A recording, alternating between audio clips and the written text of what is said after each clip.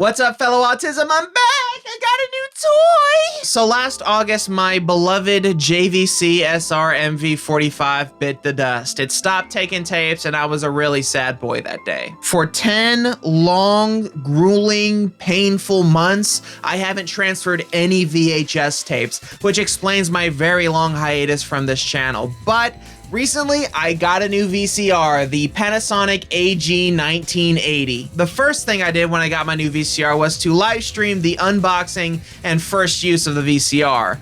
It was a train wreck. A bowl of ramen was killed in the process. Ah, there goes my ramen. Thanks to everyone who checked out the stream. If you want to check out the full stream, it's in the description, or go to the channel and go to the live tab. Anyways, over the past 2 weeks, I've transferred about 20 to 25 tapes-ish, and I have some things to say about this VCR. This video will be sort of an unscripted, off-the-cuff video about my thoughts and observations of the Panasonic AG-1980, so I hope you enjoy it. Alright, first off, let's show the setup. Well, here's the setup. It's a monstrosity, but here it is. So we got the VCR itself, the Panasonic AG-1980. We got the data video TVC3000 that I use as a external time-based corrector to get rid of dropped frames. We got the Panasonic DMR ES15 that I use as a secondary time-based corrector in case the VCR's TVC is not cooperating with some tapes. And we got the behemoth that is the Windows XP machine that I use for capture. It's a Dell Optiplex 755. It has an Intel Core 2 Quad Q6600 at 2.4 gigahertz. It has an NVIDIA GeForce 7900 GS, and it's running Windows XP Integral Edition. It's kind of like a fan-made version of Service Pack 3 with some enhancements and a lot of bloat removed. Now to the front of the unit, we got a sexy power button here, and it makes a really satisfying beep. It has a really cool illuminated display that's made of something. We got S-Video and RCA inputs here, and we got a jog shuttle dial, which is kind of satisfying to turn, but it's not really as satisfying as the Betacam jog shuttle. But it's still, you know, a really nice jog shuttle dial, and it has a jog shuttle button here in case you need to, you know, go frame by frame. This was made for video editing back in the day. This wasn't really made for transferring tapes. It was more for video editing, so that's why there's, you know, a jog shuttle dial, but, you know, whatever. There's also a button to push open the control panel, which is really nice. You don't really need a remote to operate this VCR. Everything is right here. And just a quick look at the back. We got antenna in and out, S-Video in, BNC in, monolinear audio in, stereo audio in, edit controller input, which is useful if you want to use like a remote for this, S-Video out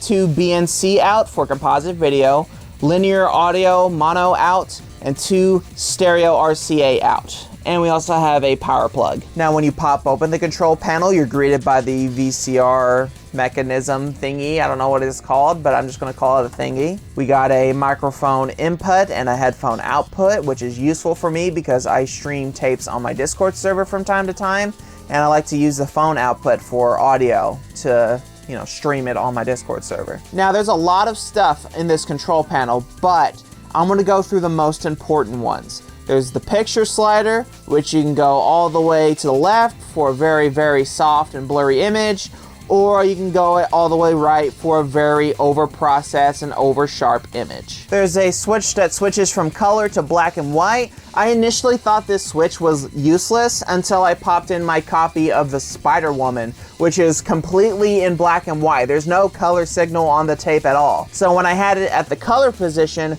it was just shitting out random garbage of colors. But when I switched it to black and white, it was perfectly fine. So there is a use case for this. The auto wide NOR switch does absolutely nothing. Apparently it was planned to do something, but whatever that something was, I don't know, but it ended up being cut before it was implemented, but they manufactured it anyway. There's a counter reset button in case you want to reset the counter on the display. There's the detail NOR edit switch, which basically it's like picture profiles or something like that. So detail is what probably most people would use for most tapes.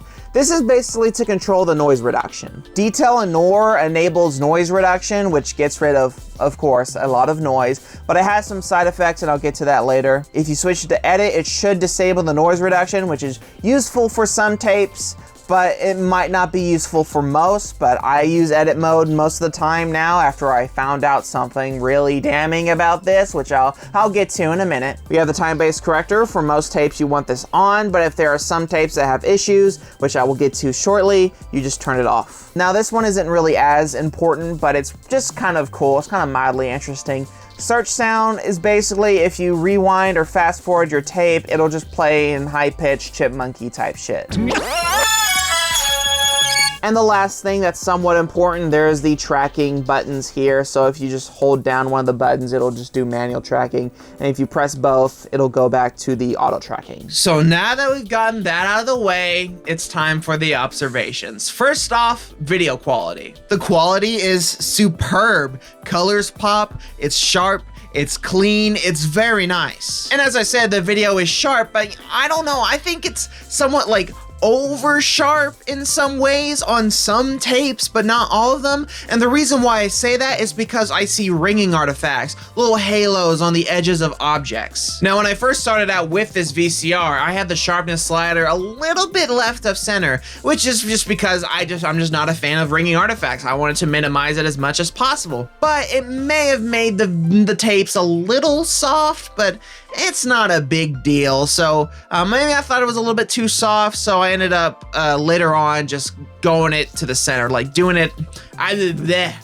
Later on, I just had the sharpness slider at the center. It's not a big deal. I can get rid of the haloing with Avicent filters. Well, at least most of it. Now, this is somewhat related to quality EP and LP tapes. They track a lot better on the Panasonic than the JVC. Although my JVC had excellent manual tracking. I'd always use this if I'd transfer EP tapes. It just makes them look a little bit better. But for one tape, Diane Horner's Country Line Dance Aerobics, I feel that the JVC's manual tracking beat out the Panasonic's auto tracking. But I'll give that a pass because the tape is really poor quality, so, you know, I'm not expecting miracles or anything like that. And it's sort of my sacrificial tape anyway. It's more of a shit tape. Speaking of Panasonic versus JVC, let's compare the two. It's not going to be a 100% fair comparison or anything because the levels will be different, and I used different levels when I did post-production, so it's not going to be a 100% fair comparison, but I'm looking for video quality and colors. And personally, I think the Panasonic beats out the JVC on most tapes. There was one tape where it looked like the JVC was sharper than the Panasonic. This might be because I had the sharpness slider a little bit left of center on my initial captures, and the Data Video TBC 3000 does soften the image a little bit, but honestly, the Panasonic looks a little bit more natural than JVC's. I don't know. Honestly, it's just personal preference. Now let's talk about the picture switch. Detail, norm, edit. When I first got the VCR, I'd always have it at the detail position for most tapes, actually pretty much all tapes. It was very nice. It was very clean, you know, free of most noise and stuff like that, but there is unfortunately one side effect to this switch that if you have it in the detail and nor position, it'll have this side effect, and that is ghosting. Now check this out. When you see the legendary Wayne Hart go off the screen, you can see a little ghostly smear when he moves off the screen. There's also this. That is ghosting, and you will get this on all tapes if you have the switch set to detail or nor. And it's not a big deal or anything, but I'm kind of sensitive to these kinds of things. You're like, most of you probably won't give a shit, but I somewhat do. That's not to say that the noise reduction is shit or anything, but after I found this out, I tried out the edit mode. Edit mode is not really recommended for the Panasonics because I guess it's just really noisy. And yeah, they're right. It's really noisy, but it doesn't have that ghosting effect. And because of this, I'm probably going to be using edit mode for all tapes. It's noisy and I can usually filter it out, but the process is just really slow, so I might not filter it out. It really isn't that bad, honestly. And another thorn in my side, needle in my side, I don't know the saying, is the time-based corrector on the VCR. As I said before, for most tapes you want this on, but there are some tapes where it's gonna cause some problems.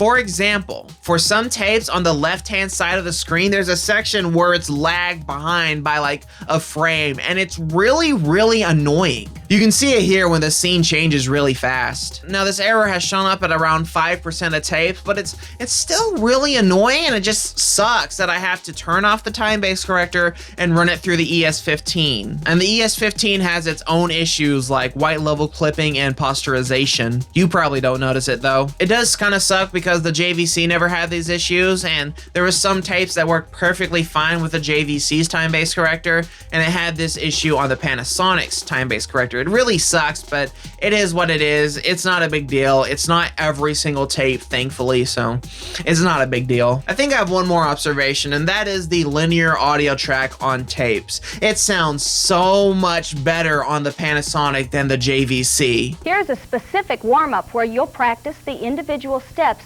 you'll use in the aerobic segment of this tape. Here's a specific warm-up where you'll practice the individual steps you'll use in the aerobic segment of this tape. That's pretty much all I have to say about the VCR. Overall, it is a fantastic VCR. There are some things that disappoint me, but that doesn't detract from anything. This is still a legendary VCR. But unfortunately, if you want to get your hands on one of these, you're gonna have to buy at your own risk. These things fail a lot. The capacitors will fail at some point, and the repair is just really expensive. Basically, if you try to buy one on eBay, you probably aren't gonna have a good time. Thankfully, my VCR is fully recapped and reserviced, so fingers crossed this doesn't die in 2 years. And those are my observations. Now a montage to show you how good these tapes can look. But before we get into that, I have some notes. Here's the capture setup. We got S-Video going from the VCR into the Data Video TVC 3000 or the Panasonic DMR ES15. We have S-Video coming out of those into the IO Data GV USB 2, and then I use Virtual Dub 1.9.11 to capture to a Huff YUV 422 lossless file. I've done nothing to these captures other than levels adjustment, deinterlacing, upscaling, and loudness normalization. And most of these captures will be in detail mode. Some of them are going to be in edit mode, and you'll know if it's in edit mode by just looking at it. All right, without further ado, here you go. New America Online version 7.0 is here. There's never been a better time to join. Call now for our best offer ever. 7.0 is filled with a whole bunch of new stuff. Bing! You got your instant messages. It's fun getting email. You've got mail. Call now, sign up over the phone, and be online in minutes. Customer service is great. 7.0 makes it even easier. Call 1-877-265-0200 now to join AOL and get a risk-free special offer for new members. What are you waiting for? America Online, so easy to use, no wonder it's #1. We begin tonight's broadcast with our continuing coverage of Tailgate 98.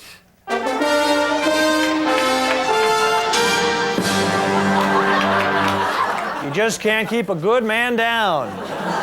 Moisture missile Bill Clinton and sidekick Al Gore penetrated the Midwest with a campaign-style effort to make the American public forget that Bill's a lying, cheating dog who thinks with his tool. And apparently they have forgotten. Clinton's approval ratings have swelled to a rock-hard 67%, proving once again America really loves a good Hummer. Well, somebody seems to have had his crank turned. He said that we need to move past the old argument, as he said last night, about whether the government is the problem or the solution, because there is a new way, his way, which is to cut down the size of the government, but invest more in education and environment and health care and job training and technology and the future of this country. After that rousing speech, Gore apologized for his brief foray into the third dimension.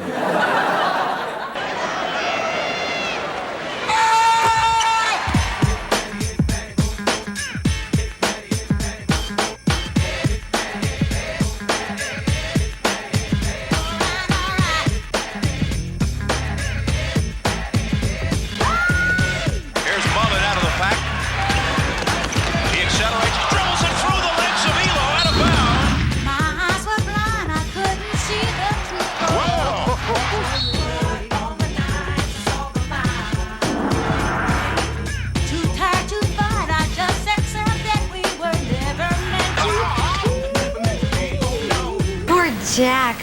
I mean, mean, it's bad enough that he had to fly up there. No, he said that he had a very nice flight this time. You're kidding. You mean He's not afraid to fly anymore. What do you know? Little Jack Tripper can finally get on a plane, relax, and enjoy himself.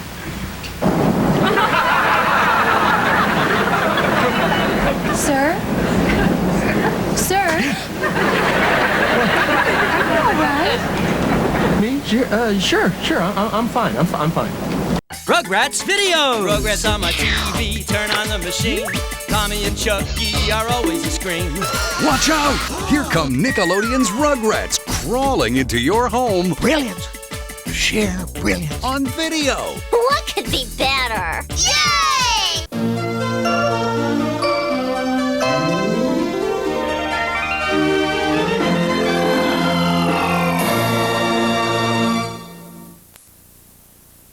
We stayed out of the 90s today, but more heat and humidity are on the way as we head into the weekend. Matter of fact, Saturday shaping up to be the hottest day of the year so far. An update on how hot it's going to get, plus a slight chance for a storm later in the weekend in my forecast after the game.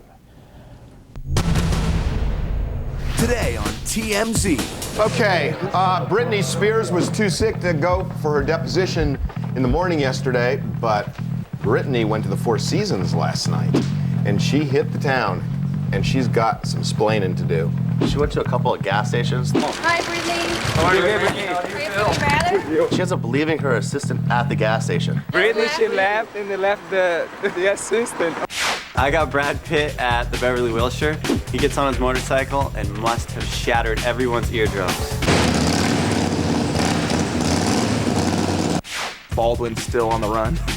And he didn't show up yesterday. And the minute he shows up anywhere, they're gonna arrest him right away. It's just a matter of how honest you want to be. Dennis Quaid with his wife. It looks like they're Christmas shopping. They look really happy. Good. We know who Lindsay Lohan's new boyfriend is because she's talking about it. Paris, she's at this club Maxim in Germany, and she's dancing on the stage, and she basically looks up, sees a pole, grabs onto it, and starts swinging around on the pole. Queen Latifah walked out of her hotel, and the guy starts singing, or rapping rather. U-N-I-T-Y-S-U-N-T. We're told that she was actually laughing the whole time. Doesn't stop. Get the best of Tech TV streaming video online at techtv.com. Reviews. It's a fairly big and chunky phone, as you can tell. News. Microsoft's latest move could undermine Sun's business strategy. Help. Do we have a drive outside the And more. Online all the time at techtv.com.